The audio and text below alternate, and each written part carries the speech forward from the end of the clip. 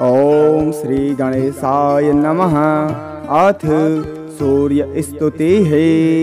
प्रातः काले च यो ब्रह्मा मध्याह्ने विष्णुरुच्यते सायंकाले च यो रुद्रस्तं सूर्यप्रणतोऽस्म्यहम्। सृष्टिस्थितिलयादीनां कारणं यस्त्रिमूर्तितः जगतात्मेति यः प्रोक्तस्तं सूर्यं प्रणतोऽस्म्यहम्। अञ्चतीत्यात्मनो लक्ष्यं यस्मिन् स्पष्टं विभासते स्वयं प्रकाशरूपो यस्तं सूर्यं प्रणतोऽस्म्यहम्। ब्रह्मं ब्रह्म प्रकाशेन ज्ञानेनैवान्तरं च यः प्रकाशयते विश्वात्मा तं सूर्यं प्रणतोऽस्म्यहम्। यं विनैवात्र चैतन्यं न कोऽपि लभते यतः सर्वचैतन्यरूपो यस्तं सूर्यं प्रणतोऽस्म्यहम्। क्रियाशक्तिस्तथोत्साहश्चोष्णता प्राणधारणं यस्मात् तेजः प्रेरणा च तं सूर्यं प्रणतोऽस्म्यहम्। यस्यैव तपनादवृष्टिर्वृष्टेरनं ततः प्रजाः प्रत्यक्षं दृश्यते लोके तं सूर्यं प्रणतोऽस्म्यहम्। सूयते नेन विश्वं यत् सविता तेन कथ्यते सर्वसृष्टेः कारणं यस्तं सूर्यं प्रणतोऽस्म्यहम्। सूर्याद्भवन्ति भूतानि सूर्येण पालितानि तु यस्माद् उपनिषद्भूते तं सूर्यं प्रणतोऽस्म्यहम्।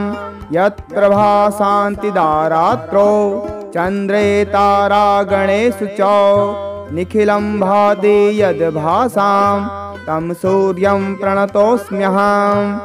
आदित्योऽसौ यतो ब्रह्म श्रुतिभिर्गीयते मुहुः एकमेवाद्वयं तस्मात् तं सूर्यं प्रणतोऽस्म्यहम्। मृत्योरमामृतं यस्तु तमसो ज्योतिरुत्तमम् गमयत् यस् ततः सच्च तं सूर्यं प्रणतोऽस्म्यहम्। य ओमेति स्वरत्नेति स सूर्य इति कथ्यते स्वरूपं यो दिशति एवं तं सूर्यं प्रणतोऽस्म्यहम्। रज्जु सर्पस्य रजुर्हि सत्यरूपं यथा तथा विश्वस्य सत्यरूपो यस्तं सूर्यं प्रणतोऽस्म्यहम्। कथैकस्मिद्विच्चन्द्रत्वं तथैवागानयो गतः यस्मिन् जीवोऽस्वराभास्त तं सूर्यं प्रणतोऽस्म्यहम्। यथैव योगिनीनीलस्त्वं यथा नीरं मरुस्थले यस्मिन् माया तथा मिथ्या तं सूर्यं प्रणतोऽस्म्यहम्। प्रद्योतनाच खद्योतो लोकबन्धुस्त्रयीतनोः इत्यादीनां धर्तायस्तं सूर्यं प्रणतोऽस्म्यहम्। मित्राय रवये तोभ्यं सूर्यायामित तेजसे नमो भाद्रिष्णवे तोभ्यं भानवे विश्वहेतवे। खगाय पूषणे भर्गाय स्वर्णगर्भाय ते नमः। नमो मरीचये तोभ्यं आदित्याय नमो नमः। दिवाकराय चार्काय सवित्रे भास्कराय च नमो ज्योतिः स्वरूपाय नमो वै जातवेदसे। सहस्ररश्मये तोभ्यं घृण्ये च नमो नमः। हिरण्यमयाय देव्याय नमो वै विश्वचक्षुषे। मार्तण्डाय नमस्तोभ्यं नमोद्युमणयो निशां। चैतन्याय नमस्तोभ्यं विश्वप्राणाय ते नमः। नमस्ते ब्रह्मरूपाय नमस्ते कर्मसाक्षिणे। नमो ज्ञानविनाशाय नमो ज्ञानप्रदाय च। पाहि मे पुरतो नित्यं पृष्ठतोऽधस्तथोर्ध्वतः वामतः सव्यतश्चैव सर्वतः पाहि मे सदा। अहं त्वं च त्वमेवाहं ब्राह्मणश्चैकरूपतः आवयोरनन्तरं नास्ति चावामसच्चित् सुखात्मको। आरोग्यम् ऐश्वर्यपारविद्यां सद्बुद्धिमेवं च शतां सुसङ्गं भक्तिं च भुक्तिं च विमुक्तभावं प्राप्नोति सूर्यस्तुति पाठतश्च। प्रातःकाले च यो ब्रह्मा मध्याह्ने विष्णुरुच्यते सायंकाले च यो रुद्रस्तं सूर्यप्रणतोऽस्म्यहं। सृष्टिस्थितिलयादीनां कारणं यस्त्रिमूर्तितः जगतात्मेति यः प्रोक्तस्तं सूर्यं प्रणतोऽस्म्यहम्।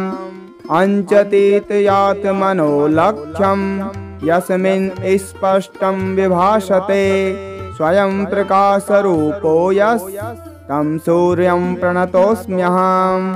ब्रह्मं ब्रह्मप्रकाशेन ज्ञानेनैवान्तरं च यः प्रकाशयते विश्वात्मा तं सूर्यं प्रणतोऽस्म्यहम्। यं विनैवात्र चैतन्यं न कोऽपि लभते यतः सर्वचैतन्यरूपो यस्तं सूर्यं प्रणतोऽस्म्यहम्। क्रियाशक्तिस्तथोत्साहश्चोष्णता प्राणधारणं यस्मात् तेजः प्रेरणा च तं सूर्यं प्रणतोऽस्म्यहम्। यस्यैव तपनादवृष्टिर्वृष्टेरनं ततः प्रजाः प्रत्यक्षं दृश्यते लोके तं सूर्यं प्रणतोऽस्म्यहम्। सूयते नेन विश्वं यत् सविता तेन कथ्यते सर्वसृष्टेः कारणं यस्तं सूर्यं प्रणतोऽस्म्यहम्। सूर्याद् भवन्ति भूतानि सूर्येण पालितानि तु यस्माद् उपनिषद्भूते तं सूर्यं प्रणतोऽस्म्यहम्। यत्र भासान्ति दारात्रो चन्द्रे तारागणेषु च निखिलं भाति यद्भासां तं सूर्यं प्रणतोऽस्म्यहम्। आदित्योऽसौ यतो ब्रह्म श्रुतिभिर्गीयते मुहुः एकमेवाद्वयं तस्मात् तं सूर्यं प्रणतोऽस्म्यहम्। मृत्योरमामृतं यस्तु तमसो ज्योतिरुत्तमं गमयत् यस् ततः सच्च तं सूर्यं प्रणतोऽस्म्यहम्। य ओमेति स्वरत्नेति स सूर्य इति कथ्यते स्वरूपं यो दिशति एवं तं सूर्यं प्रणतोऽस्म्यहम्। रज्जु सर्पस्य रजुर्हि सत्यरूपं यथा तथा विश्वस्य सत्यरूपो यस्तं सूर्यं प्रणतोऽस्म्यहम्। कथैकस्मिद्विच्चन्द्रत्वं तथैवागानयो गतः यस्मिन् जीवोऽस्वराभास्त तं सूर्यं प्रणतोऽस्म्यहम्। यथैव योगिनीनीलस्त्वं यथा नीरं मरुस्थले यस्मिन् माया तथा मिथ्या तं सूर्यं प्रणतोऽस्म्यहम्।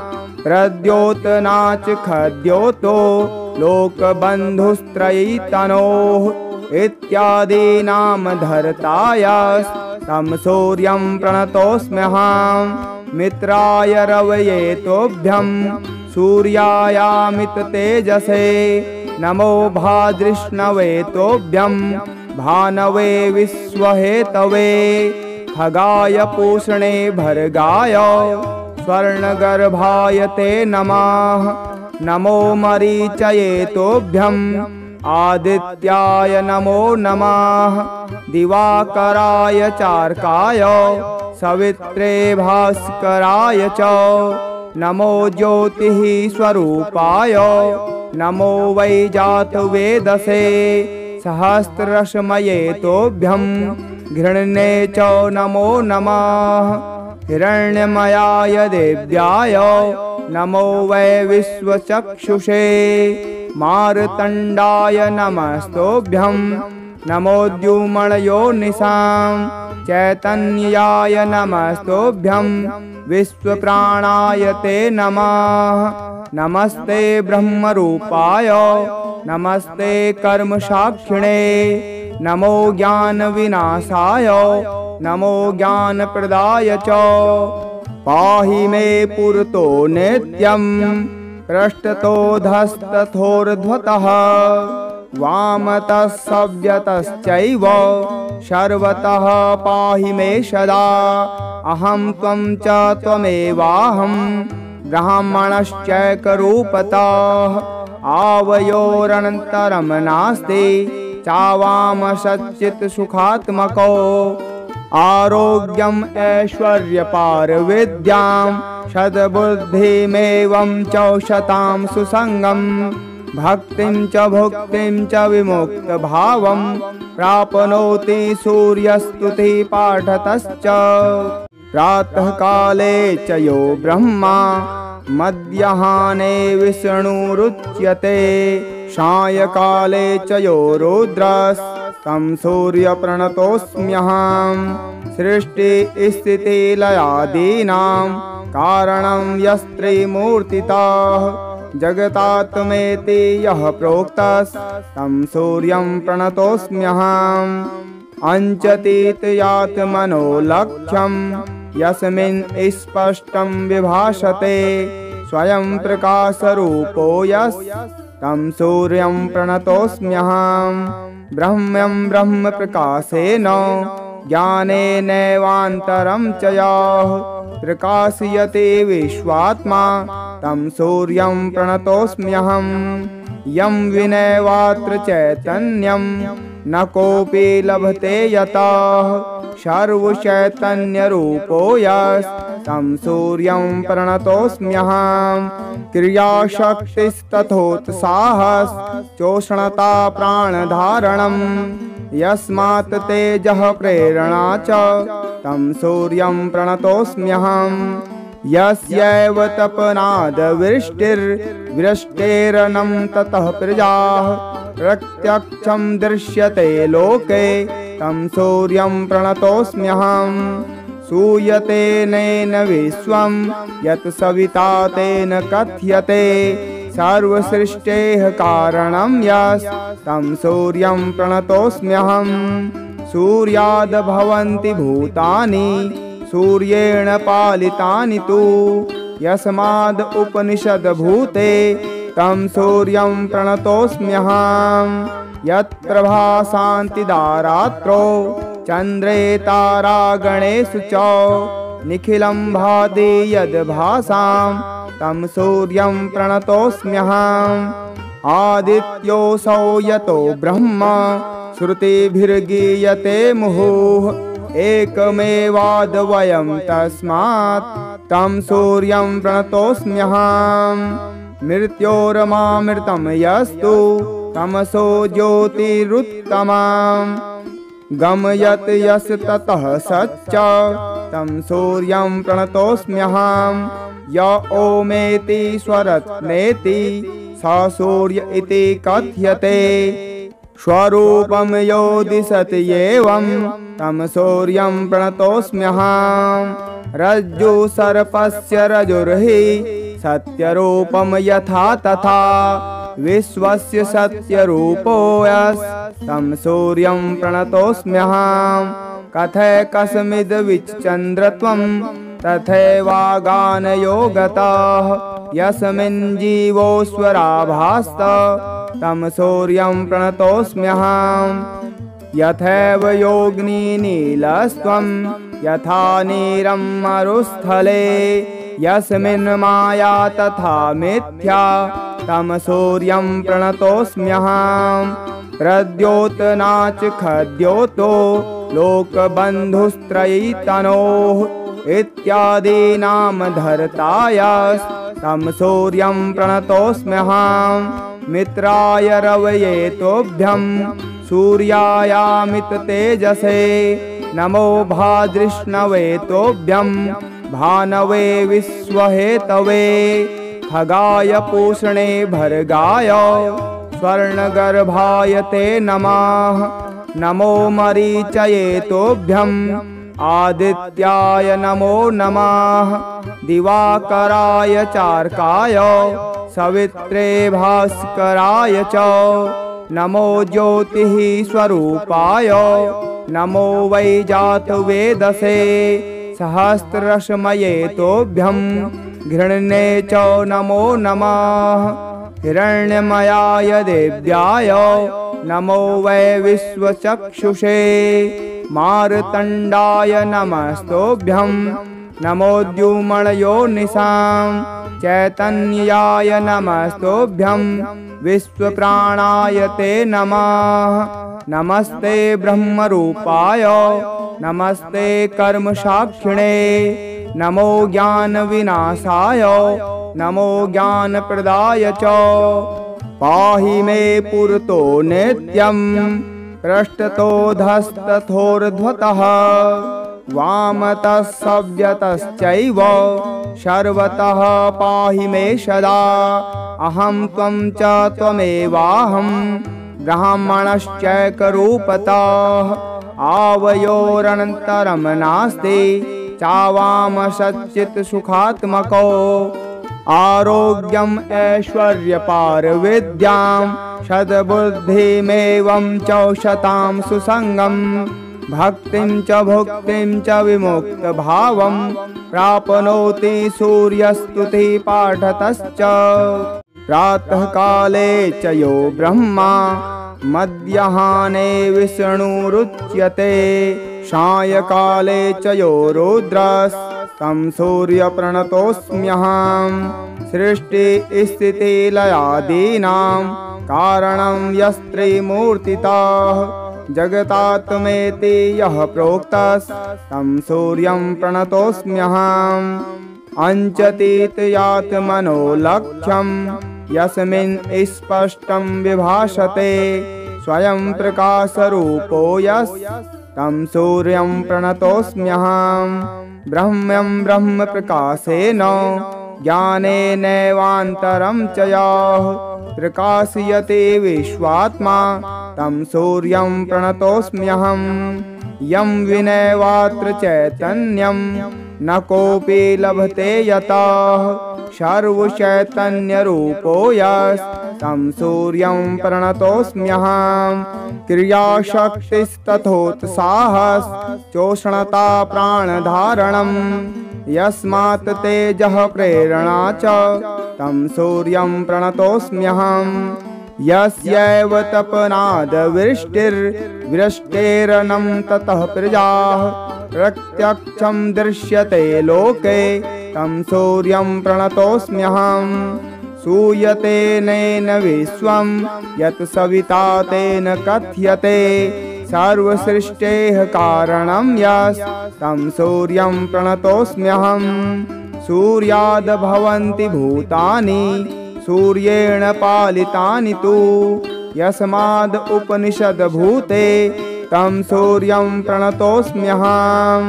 यत्र भासान्ति दारात्रो चन्द्रे तारागणेषु च निखिलं भाति यद्भासां तं सूर्यं प्रणतोऽस्म्यहम् आदित्योऽसौ यतो ब्रह्म श्रुतिभिर्गीयते मुहुः एकमेवाद्वयं तस्मात् तं सूर्यं प्रणतोऽस्म्यहम् मृत्योरमामृतं यस्तु तमसो ज्योतिरुत्तमम् गमयत् यस् ततः सच्च तं सूर्यं प्रणतोऽस्म्यहम् य ओमेति स्वरत्नेति स सूर्य इति कथ्यते स्वरूपं यो दिशति एवं तं सूर्यं प्रणतोऽस्म्यहम् रज्जु सर्पस्य रजुर्हि सत्यरूपं यथा तथा विश्वस्य सत्यरूपो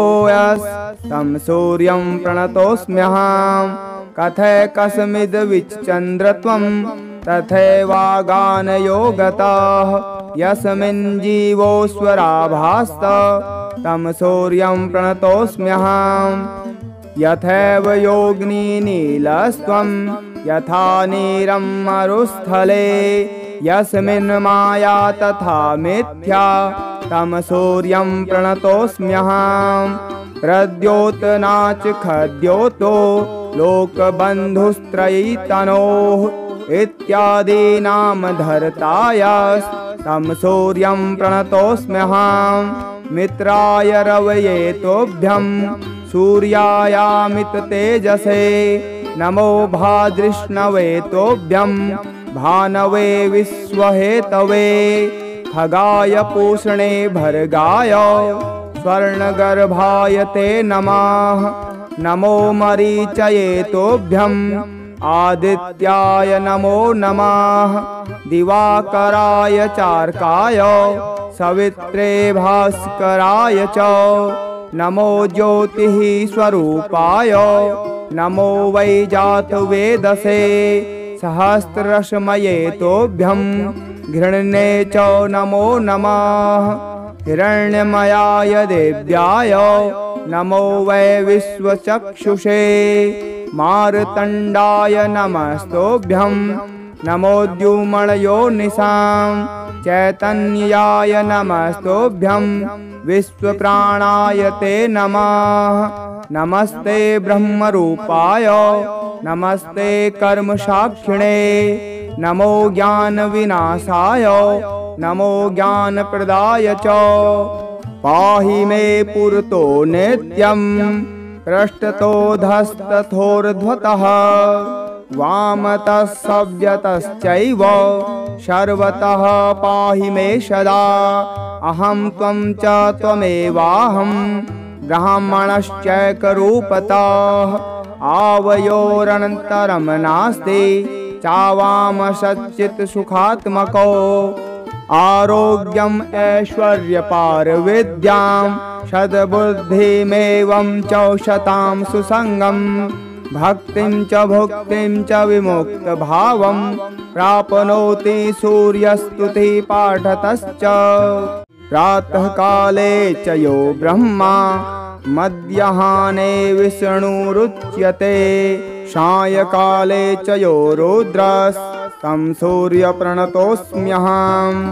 सृष्टिस्थितिलयादीनां कारणं यस्त्रिमूर्तितः जगतात्मेति यः प्रोक्तस्तं सूर्यं प्रणतोऽस्म्यहम्। अञ्चतीतयात्मनो लक्ष्यं यस्मिन् स्पष्टं विभासते स्वयं प्रकाशरूपो यस्तं सूर्यं प्रणतोऽस्म्यहम्। ब्रह्मं ब्रह्मप्रकाशेन ज्ञानेनैवान्तरं च यः प्रकाशयते विश्वात्मा तं सूर्यं प्रणतोऽस्म्यहम्। यं विनैवात्र चैतन्यं न कोऽपि लभते यतः सर्वचैतन्यरूपो यस्तं सूर्यं प्रणतोऽस्म्यहम्।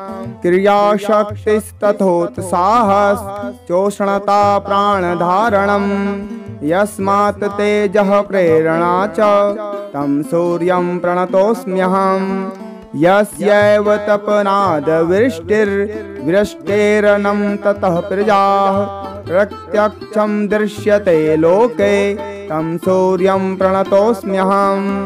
सूयते नेन विश्वं यत् सविता तेन कथ्यते सर्वसृष्टेः कारणं यस्तं सूर्यं प्रणतोऽस्म्यहम्। सूर्याद् भवन्ति भूतानि सूर्येण पालितानि तु यस्माद् उपनिषद्भूते तं सूर्यं प्रणतोऽस्म्यहम्। यत्प्रभासान्तिदारात्रो चन्द्रे तारागणेषु च निखिलं भाति यद्भासां तं सूर्यं प्रणतोऽस्म्यहम्। आदित्योऽसौ यतो ब्रह्म श्रुतिभिर्गीयते मुहुः एकमेवाद्वयं तस्मात् तं सूर्यं प्रणतोऽस्म्यहम्। मृत्योरमामृतं यस्तु तमसो ज्योतिरुत्तमम् गमयत् यस् ततः सच्च तं सूर्यं प्रणतोऽस्म्यहं। य ओमेति स्वरत्नेति स सूर्य इति कथ्यते। स्वरूपं यो दिशति एवं तं सूर्यं प्रणतोऽस्म्यहं। रज्जु सर्पस्य रजुर्हि सत्यरूपं यथा तथा विश्वस्य सत्यरूपो यस्तं सूर्यं प्रणतोऽस्म्यहं। कथैकस्मिद्विच्चन्द्रत्वं तथैवागानयो गतः यस्मिन् जीवोऽस्वराभास्त तं सूर्यं प्रणतोऽस्म्यहं। यथैव योगिनीनीलस्त्वं यथा नीरं मरुस्थले यस्मिन् माया तथा मिथ्या तं सूर्यं प्रणतोऽस्म्यहं। प्रद्योतनाच खद्योतो लोकबन्धुस्त्रयीतनोः इत्यादीनां धर्तायस्तं सूर्यं प्रणतोऽस्म्यहं। मित्राय रवये तोभ्यं सूर्यायामित तेजसे नमो भाद्रिष्णवे तोभ्यं भानवे विश्वहेतवे। खगाय पूषणे भर्गाय स्वर्णगर्भाय ते नमः। नमो मरीचये तोभ्यं आदित्याय नमो नमः। दिवाकराय चार्काय सवित्रे भास्कराय च नमो ज्योतिः स्वरूपाय नमो वै जातवेदसे। सहस्ररश्मये तोभ्यं घृण्ये च नमो नमः। हिरण्यमयाय देव्याय नमो वै विश्वचक्षुषे। मार्तण्डाय नमस्तोभ्यं नमोद्युमणयो निशां। चैतन्याय नमस्तोभ्यं विश्वप्राणाय ते नमः। नमस्ते ब्रह्मरूपाय नमस्ते कर्मसाक्षिणे। नमो ज्ञानविनाशाय नमो ज्ञानप्रदाय च। पाहि मे पुरतो नित्यं पृष्ठतोऽधस्तथोर्ध्वतः वामतः सव्यतश्चैव सर्वतः पाहि मे सदा। अहं त्वं च त्वमेवाहं ब्राह्मणश्चैकरूपतः। आवयोरनन्तरं नास्ति चावामसच्चित् सुखात्मको। आरोग्यम् ऐश्वर्यपारविद्यां सद्बुद्धिमेवं च शतां सुसङ्गम्। भक्तिं च भुक्तिं च विमुक्तभावं प्राप्नोति सूर्यस्तुतिपाठतश्च। प्रातःकाले च यो ब्रह्मा मध्याह्ने विष्णुरुच्यते। सायंकाले च यो रुद्रस्तं सूर्यप्रणतोऽस्म्यहं। सृष्टिस्थितिलयादीनां कारणं यस्त्रिमूर्तितः जगतात्मेति यः प्रोक्तस्तं सूर्यं प्रणतोऽस्म्यहं। अञ्चतीत्यात्मनो लक्ष्यं यस्मिन् स्पष्टं विभासते स्वयं प्रकाशरूपो यस्तं सूर्यं प्रणतोऽस्म्यहं। ब्रह्मं ब्रह्मप्रकाशेन ज्ञानेनैवान्तरं च यः प्रकाशयते विश्वात्मा तं सूर्यं प्रणतोऽस्म्यहं। यं विनैवात्र चैतन्यं न कोऽपि लभते यतः सर्वचैतन्यरूपो यस्तं सूर्यं प्रणतोऽस्म्यहं। क्रियाशक्तिस्तथोत्साहश्चोष्णता प्राणधारणं यस्मात् तेजः प्रेरणा च तं सूर्यं प्रणतोऽस्म्यहं। यस्यैव तपनादवृष्टिर्वृष्टेरनं ततः प्रजाः प्रत्यक्षं दृश्यते लोके तं सूर्यं प्रणतोऽस्म्यहं। सूयते नेन विश्वं यत् सविता तेन कथ्यते सर्वसृष्टेः कारणं यस्तं सूर्यं प्रणतोऽस्म्यहं। सूर्याद् भवन्ति भूतानि सूर्येण पालितानि तु यस्माद् उपनिषद्भूते तं सूर्यं प्रणतोऽस्म्यहम्। यत्र भासान्ति दारात्रो चन्द्रे तारागणेषु च निखिलं भाति यद्भासां तं सूर्यं प्रणतोऽस्म्यहम्। आदित्योऽसौ यतो ब्रह्म श्रुतिभिर्गीयते मुहुः एकमेवाद्वयं तस्मात् तं सूर्यं प्रणतोऽस्म्यहम्। मृत्योरमामृतं यस्तु तमसो ज्योतिरुत्तमम् गमयत् यस्य ततः सच्च तं सूर्यं प्रणतोऽस्म्यहम्। य ओमेति स्वरत्नेति स सूर्य इति कथ्यते स्वरूपं यो दिशति एवं तं सूर्यं प्रणतोऽस्म्यहम्। रज्जु सर्पस्य रजुर्हि सत्यरूपं यथा तथा विश्वस्य सत्यरूपो यस्तं सूर्यं प्रणतोऽस्म्यहम्।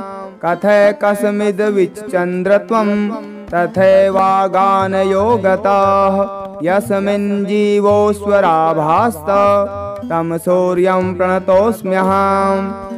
यथैव योगिनीनीलस्त्वं यथा नीरं मरुस्थले यस्मिन् माया तथा मिथ्या तं सूर्यं प्रणतोऽस्म्यहम्।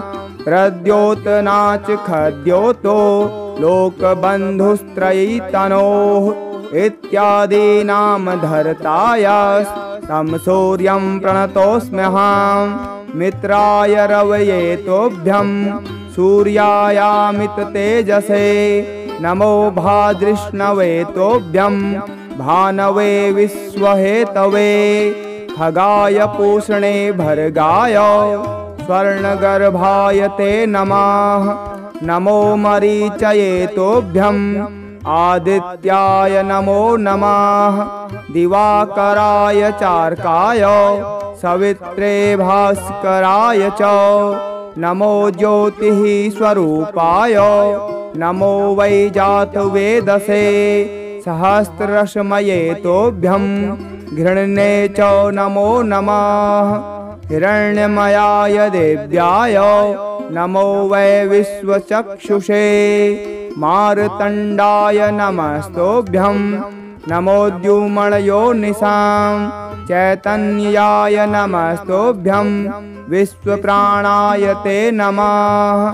नमस्ते ब्रह्मरूपाय नमस्ते कर्मसाक्षिणे नमो ज्ञानविनाशाय नमो ज्ञानप्रदाय च पाहि मे पुरतो नित्यं पृष्ठतोऽधस्तथोर्ध्वतः वामतः सव्यतश्चैव सर्वतः पाहि मे सदा।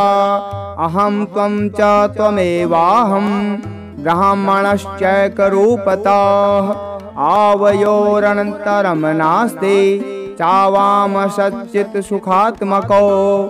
आरोग्यम् ऐश्वर्यपारविद्यां सद्बुद्धिमेवं च शतां सुसङ्गं भक्तिं च भुक्तिं च विमुक्तभावं प्राप्नोति सूर्यस्तुतिपाठतश्च।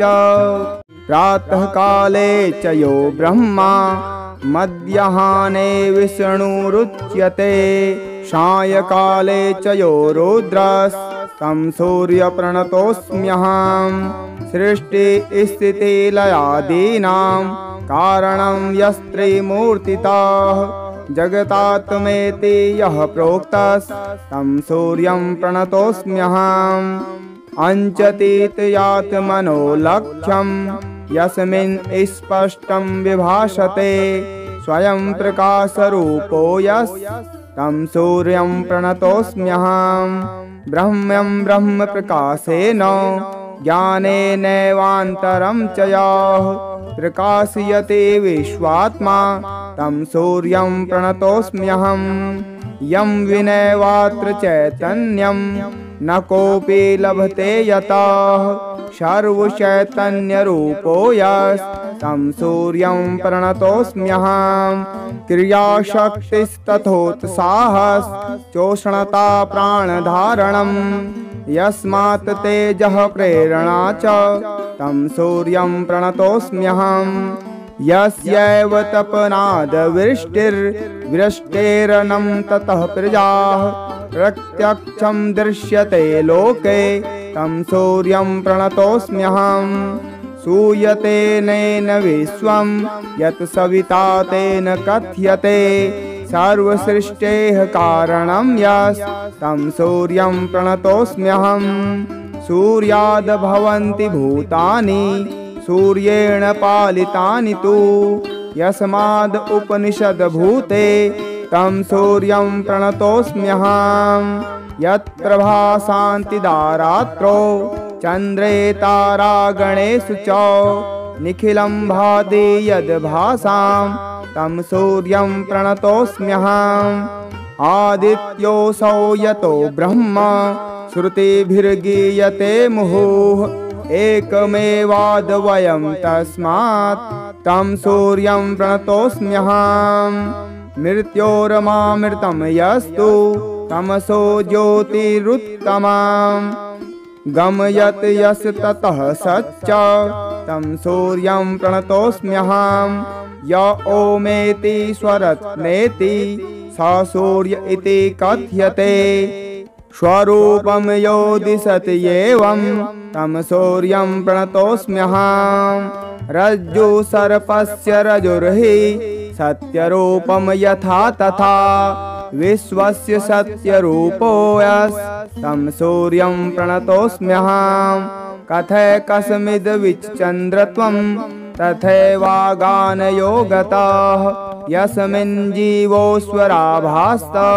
तं सूर्यं प्रणतोऽस्म्यहम् यथैव योगिनीनीलस्त्वं यथा नीरं मरुस्थले यस्मिन् माया तथा मिथ्या तं सूर्यं प्रणतोऽस्म्यहम् प्रद्योतनाच खद्योतो लोकबन्धुस्त्रयीतनोः इत्यादीनां धर्तायस्तं सूर्यं प्रणतोऽस्म्यहम् मित्राय रवये तोभ्यं सूर्यायामित तेजसे नमो भाद्रिष्णवे तोभ्यं भानवे विश्वहेतवे खगाय पूषणे भर्गाय स्वर्णगर्भाय ते नमः नमो मरीचये तोभ्यं आदित्याय नमो नमः दिवाकराय चार्काय सवित्रे भास्कराय च नमो ज्योतिः स्वरूपाय नमो वै जातवेदसे सहस्ररश्मये तोभ्यं घृण्ये च नमो नमः हिरण्यमयाय देव्याय नमो वै विश्वचक्षुषे मार्तण्डाय नमस्तोभ्यं नमोद्युमणयो निशां चैतन्याय नमस्तोभ्यं विश्वप्राणाय ते नमः नमस्ते ब्रह्मरूपाय नमस्ते कर्मसाक्षिणे नमो ज्ञानविनाशाय नमो ज्ञानप्रदाय च पाहि मे पुरतो नित्यं पृष्ठतोऽधस्तथोर्ध्वतः वामतः सव्यतश्चैव सर्वतः पाहि मे सदा अहं त्वं च त्वमेवाहं ब्राह्मणश्चैकरूपतः आवयोरनन्तरं नास्ति चावामसच्चित् सुखात्मको आरोग्यम् ऐश्वर्यपारविद्यां सद्बुद्धिमेवं च शतां सुसङ्गम् भक्तिं च भुक्तिं च विमुक्तभावं प्राप्नोति सूर्यस्तुतिपाठतश्च प्रातःकाले च यो ब्रह्मा मध्याह्ने विष्णुरुच्यते सायंकाले च यो रुद्रस्तं सूर्यप्रणतोऽस्म्यहम् सृष्टिस्थितिलयादीनां कारणं यस्त्रिमूर्तितः जगतात्मेति यः प्रोक्तस्तं सूर्यं प्रणतोऽस्म्यहम् अञ्चतीत्यात्मनो लक्ष्यं यस्मिन् स्पष्टं विभासते स्वयं प्रकाशरूपो तं सूर्यं प्रणतोऽस्म्यहं ब्रह्म्यं ब्रह्मप्रकाशेन ज्ञानेनैवान्तरं च यः प्रकाशयते विश्वात्मा तं सूर्यं प्रणतोऽस्म्यहं यं विनैवात्र चैतन्यं न कोऽपि लभते यतः सर्वचैतन्यरूपो यस्तं सूर्यं प्रणतोऽस्म्यहं क्रियाशक्तिस्तथोत्साहश्चोष्णता प्राणधारणं यस्मात् तेजः प्रेरणा च तं सूर्यं प्रणतोऽस्म्यहं यस्यैव तपनादवृष्टिर्वृष्टेरनं ततः प्रजाः प्रत्यक्षं दृश्यते लोके तं सूर्यं प्रणतोऽस्म्यहं सूयते नेन विश्वं यत् सविता तेन कथ्यते सर्वसृष्टेः कारणं यस्तं सूर्यं प्रणतोऽस्म्यहं सूर्याद् भवन्ति भूतानि सूर्येण पालितानि तु यस्माद् उपनिषद्भूते तं सूर्यं प्रणतोऽस्म्यहं यत्प्रभासान्तिदारात्रो चन्द्रे तारागणेषु च निखिलं भाति यद्भासां तं सूर्यं प्रणतोऽस्म्यहम् आदित्योऽसौ यतो ब्रह्म श्रुतिभिर्गीयते मुहुः एकमेवाद्वयं तस्मात् तं सूर्यं प्रणतोऽस्म्यहम् मृत्योरमामृतं यस्तु तमसो ज्योतिरुत्तमं गमयत् यस् ततः सच्च तं सूर्यं प्रणतोऽस्म्यहं य ओमेति स्वरत्नेति स सूर्य इति कथ्यते स्वरूपं यो दिशति एवं तं सूर्यं प्रणतोऽस्म्यहं रज्जु सर्पस्य रजुर्हि सत्यरूपं यथा तथा विश्वस्य सत्यरूपो यस्तं सूर्यं प्रणतोऽस्म्यहं कथैकस्मिद्विच्चन्द्रत्वं तथैवागानयो गतः यस्मिन् जीवोऽस्वराभास्त तं सूर्यं प्रणतोऽस्म्यहं यथैव योगिनीनीलस्त्वं यथा नीरं मरुस्थले यस्मिन् माया तथा मिथ्या तं सूर्यं प्रणतोऽस्म्यहं प्रद्योतनाच खद्योतो लोकबन्धुस्त्रयीतनोः इत्यादीनां धर्तायस्तं सूर्यं प्रणतोऽस्म्यहं मित्राय रवये तोभ्यं सूर्यायामित तेजसे नमो भाद्रिष्णवे तोभ्यं भानवे विश्वहेतवे खगाय पूषणे भर्गाय स्वर्णगर्भाय ते नमः नमो मरीचये तोभ्यं आदित्याय नमो नमः दिवाकराय चार्काय सवित्रे भास्कराय च नमो ज्योतिः स्वरूपाय नमो वै जातवेदसे सहस्ररश्मये तोभ्यं घृण्ये च नमो नमः हिरण्यमयाय देव्याय नमो वै विश्वचक्षुषे मार्तण्डाय नमस्तोभ्यं नमोद्युमणयो निशां चैतन्याय नमस्तोभ्यं विश्वप्राणाय ते नमः नमस्ते ब्रह्मरूपाय नमस्ते कर्मसाक्षिणे नमो ज्ञानविनाशाय नमो ज्ञानप्रदाय च पाहि मे पुरतो नित्यं पृष्ठतोऽधस्तथोर्ध्वतः वामतः सव्यतश्चैव सर्वतः पाहि मे सदा अहं त्वं च त्वमेवाहं ब्राह्मणश्चैकरूपतः आवयोरनन्तरं नास्ति चावाम सच्चित् सुखात्मको आरोग्यम् ऐश्वर्यपारविद्यां सद्बुद्धिमेवं च शतां सुसङ्गं भक्तिं च भुक्तिं च विमुक्तभावं प्राप्नोति सूर्यस्तुतिपाठतश्च।